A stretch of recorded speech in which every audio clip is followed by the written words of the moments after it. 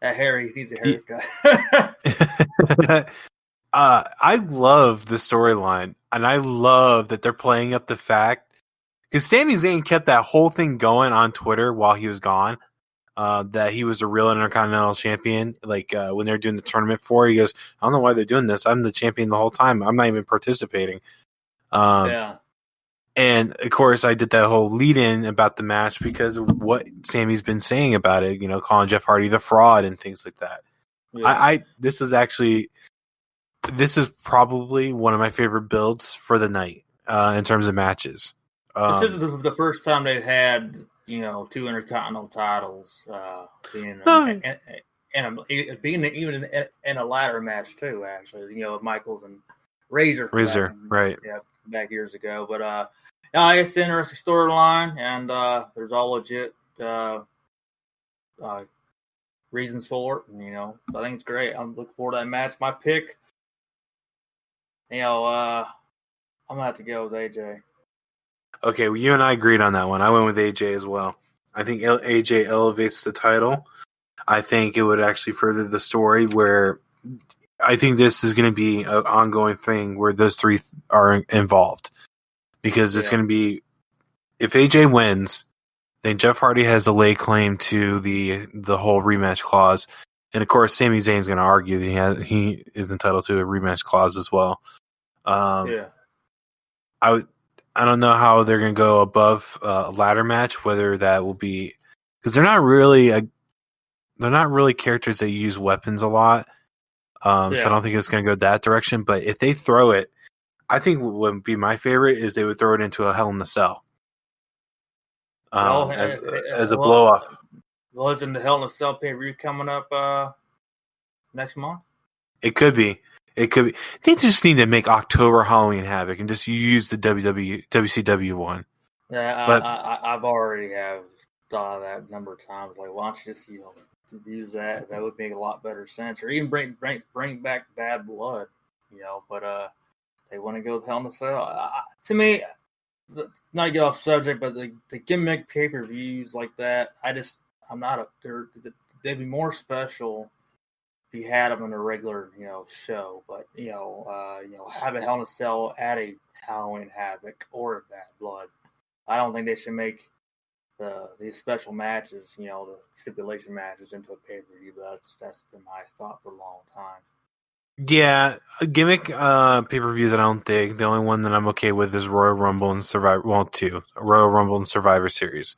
Oh yeah, I mean, what I meant by was Hell in a Cell, TLC, and Money in the Bank. They're fun, but it's just have them as they shouldn't happen just because of what date they fall on in the calendar. Those type of matches, they should fall on line for a reason. Same thing with Elimination Chamber. Yeah. That's another one, yeah. But Survivor Series, I dig. The only thing I get kind of tired of is the fact that they like to do, I wear a red shirt. I'm going to face you because you wear a blue shirt. Well, you wear a yellow shirt, and we're going to face you because we're wearing red and blue shirts. I'm over that. Champion versus champion, not a bad idea. But what I would really think, like, especially with the, God damn it, I almost called it the Beatdown Clan. With the Hurt Business and Retribution being a thing, I would actually prefer the Survivor Series to be Team Retribution versus Team Hurt Business. I think that would be a better idea. And same thing with I can't think of anyone on NXT that's a group besides Undisputed Era, but the same idea. Like, make these teams like you used to do. Or even, let's say, the boil over from Roman and Jay turns into Team Roman versus Team Jay or something like that. Yeah. I'm over this whole brand battle because I think it's stupid. But if they want to do like NXT champion versus Universal champion versus WWE champion, that's fine. If they want to do North American champion versus US champion, which is basically the same thing, almost. It's the same thing. Versus Intercontinental champion, I'm all on board. You want to do a 6-man tag where it's two-person teams for all the tag title champions from between NXT and the brands, that's fine. But the Survivor Series should not be Team Raw versus Team SmackDown or Team Raw versus Team NXT. it's kind of overdone what they've been doing for several years now. It's like, I mean, It's just bragging rights all over again. It's the same damn pay-per-view at that point. the last time they had a big build up was about 2 years ago for that, and it was pretty good. But I agree with that shit. So I mean, now, if you're gonna have Retribution, I don't think you should have Hurt Business on. I think you should have Team WWE because it's a collaborative roster for one. Number two, when you have the heel versus heel, it's not as great. I know that at the Hurt Business Center, they'll be more kind of looked at as a little bit of a face, but I just would like But you get what I'm saying, where it's two different teams that are not based on what TV show they appear on what night. Yeah. No, I got you. I'm not disagreeing with that. All right, so let's see. That was Intercontinental. So we have 2 women title match. We have Asuka versus Zelina Vega. I almost called her Sophia Vega versus Zelina Vega. Who do you have for that? I'm gonna go with Asuka. Yeah, same. I don't see Zelina Vega being shoot in just to win at this point. They're not gonna. They'd be crazy to go with Zelina right now. I mean, Asuka, she's one of your dominant best champions, and just to have her lose the title, you know. Yeah, I don't think Zelina is ready for Asuka. No, I don't think so. I'm hoping she, if she's done some training, hopefully they'll let her show off her skills a little bit. But yeah, she's not ready for that. But it's cool that they're gonna throw in her, I guess. But I thought they're gonna have it'd be kind of cool to have Mickie James get a rematch, but they didn't do that. So yeah, I hope it becomes something because Mickie James should be in the title picture. Oh, one day I hope she gets one more title run, honestly, before she hangs it up. Yeah. And it's kind of funny to look at Mickie James now because he used to call her Piggy James back in the day because she was heavier than Michelle McCool, but she was not fat by any regards. No. And then you have what the women's division looks like now, and they're all pretty much the same build. Yeah. And she's hot, Mickie James. That's all I have to say about that. Hey, Mickie, if you're listening, you're hot. I love you. What about Bayley versus Nikki? I don't have to say Bayley because I think if the storyline wise, it's going to be between her and Sasha. But with Nikki, she has that one more chance kind of a stride going on here. Or like how many title matches is she going to get? So they got that storyline going a little bit, but I don't see her taking the title right now. Yeah, so I went with Bayley, but I barely went with Bayley. Because they're going to go into Bayley versus Sasha next, but at the same time it's going to go Nikki versus Alexa. So if Sasha doesn't interfere, I think Bayley's going to win. If Sasha does interfere, Nikki's going to win. That's what I think it comes down to. And Sasha should not interfere, honestly, because she's on track. She needs a solid injury more, honestly. But that's just, depending on what they're trying to book, I think they should carry it out for a while or sit out for a little bit more. So what I think is going to end up happening if she does interfere is she's going to cost Bayley the match and cost her the title, which that furthers their storyline. Yeah. But I think if that does happen, Nikki gets laid out with the sister Abigail immediately after from Alexa. Oh no, that's not bad booking either. I mean, I understand that viewpoint. I do. We'll see how they're gonna book off their Sasha's injury.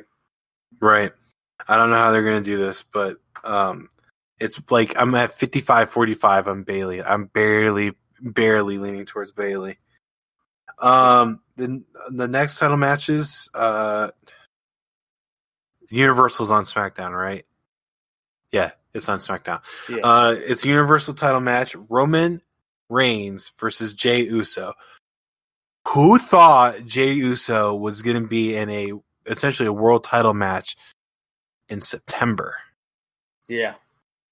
And honestly, anytime soon. Right. Honestly. Right. So what do you think is going to come of this? And it so happens to be he's going as his cousin, which makes sense for good Oh, they're making it personal. They're making it super personal. Yeah. Honestly, logically speaking, we both know Reigns is going to take the win on this one. But you think Roman's going to win? Oh yeah. They're really? not going to let Roman. Yeah.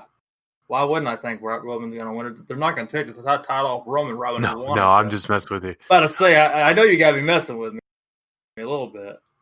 Jey Uso, man, you got to get behind Jey Uso. That'd be phenomenal if they would do some kind of shocker, but I think he'll have a good outcome. I mean, somewhere, but I just don't see. Yeah, I don't think it's going to be a squiggly squash. I think it's going to be where Jey. It looks like Jey is going to outmaneuver Roman and just get buried quickly after that. Right. Yeah, but I think this is it's a very personal thing, and it's I think the biggest thing I'm looking for, other than great moves from especially Jey Uso, I'm looking for a great storytelling match. This is all about storytelling here. I mean, it's always about storytelling, but this is especially personal, so it's got to be a little bit more of that. So it's one of the. I think you're going to see a David versus Goliath. Oh yeah, and I understand that. And I heard that Roman's going to be having new music and gear coming out on Clash of Champions. He's not going to be wearing his shirt now, I guess. No, he's going to be wearing the red and yellow of Hulkamania. Yeah, that's right, man. Well, and that's going to set up a feud between him and The Rock at WrestleMania, because Rock had to face Hollywood Hogan back at WrestleMania 19. I think it was. It was 18. 18? Yeah. Oh yeah, 19 is when Vince McMahon and Stone Cold shook hands, right? No, that was 17. Which one was 19? 19 was in Seattle. It was Rock and Austin. That's Austin's last. Oh, right. That's the one where Rock put on the vest and tried to stun Stone Cold, right? Yeah. The only thing I mainly remember from that match is the fact that Jerry's like, "Rock, take off the vest. It's bad luck." Yeah. Either way, so you got Roman for this? Yeah. All right. Not going to disagree. I think this is just going to lead to Roman being furthering his whole story of being a dick heel, and by destroying his cousin. It's not a bad idea. I do hope that this progresses to where, look, I'm more behind the Fiend. I like heel Roman completely, but I do want the Fiend to take it away from Roman.